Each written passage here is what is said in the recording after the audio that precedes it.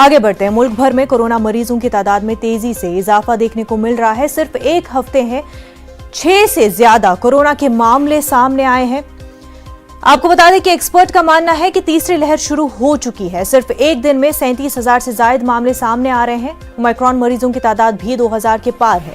दिल्ली में कोरोना फैलाव को देखते हुए दिल्ली हुकूमत ने वीकेंड कर्फ्यू के निफाज का फैसला किया।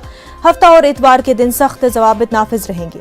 मेट्रो और बसें 100% सहूलत के साथ चलेंगी, लेकिन कोरोना के जवाबित पर सख्ती से अमल होगा। दिल्ली से हमारी नुमाइंदा प्रीति हमारे साथ जुड़ चुकी हैं। प्रीति, 6% का इजाफा हुआ है कोरोना के केसेस में। ऐसे में क्या कुछ इंतजामात दिल्ली सरकार की जानिब से? बिल्कुल, मैं आपको बता दूं कि जिस तरीके से कोविड के लगातार केसेस बढ़ते जा रहे हैं, उसको देखते हुए सरकार ने कुछ सख्ती की है।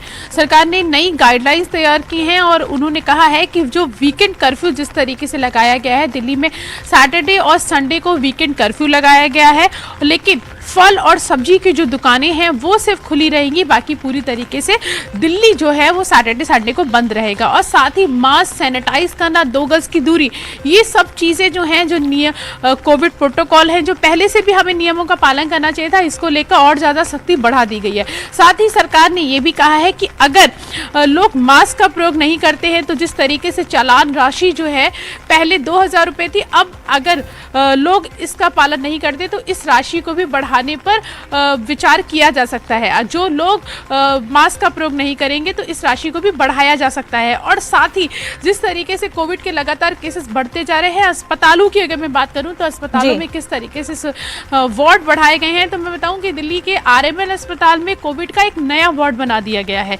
ITBP में 650 बेड का एक अस्पताल जो है वो शुरू किया गया है। LNJP को पूरी तरीके से कोविड अस्पताल घोषित कर दिया गया है।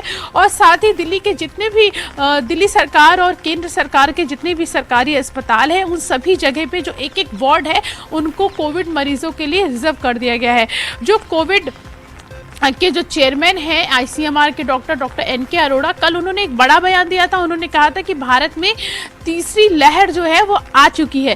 कि अगर भारत में तीसरी लहर आ चुकी है तो उसके हिसाब से हम लोगों को बहुत ही ज़्यादा सतर्क रहना चाहिए, क्योंकि जिस तरीके से दूसरी लहर आई थी, डेल्टा आया था, तो सबने देखा था कि ऑक्सीजन की कमी थी और किस तरीके से मरीजों को दिक्कतों का सामना करना पड़ा था। तो तीसरी लहर के लिए हम लोगों को किस तरीके से तैयार रहना है। सरकार हालांकि ये दावा कर रही है कि पूरी तरीके से दिल्ली से लेकर पूरा भारत पूरी इस तीसरी लहर के लिए तैयार है, लेकिन समझने वाली बात ये होगी कि अगर हम इस बीमारी को यहीं पर रोक दें और इस पे हम कंट्रोल कर सकें तो हमको जो डेल्टा की जो दूसरी लहर आई थी उसमें जो दिक्कतों का सामना करना पड़ा था वो इनमें नहीं करना पड़ेगा। और इस सरकार ने हालांकि कल जो केंद्रीय स्वास्थ्य मंत्री हैं, उन्होंने भी राज्य के स्वास्थ्य सचिवों के साथ में एक वर्चुअल बैठक की थी और उस वर्चुअल बैठक में उन्होंने ये जाना था कि सभी राज्यों की स्थिति क्या है। एक समीक्षा बैठक की गई थी और सभी राज्यों से उनका डेटा मांगा है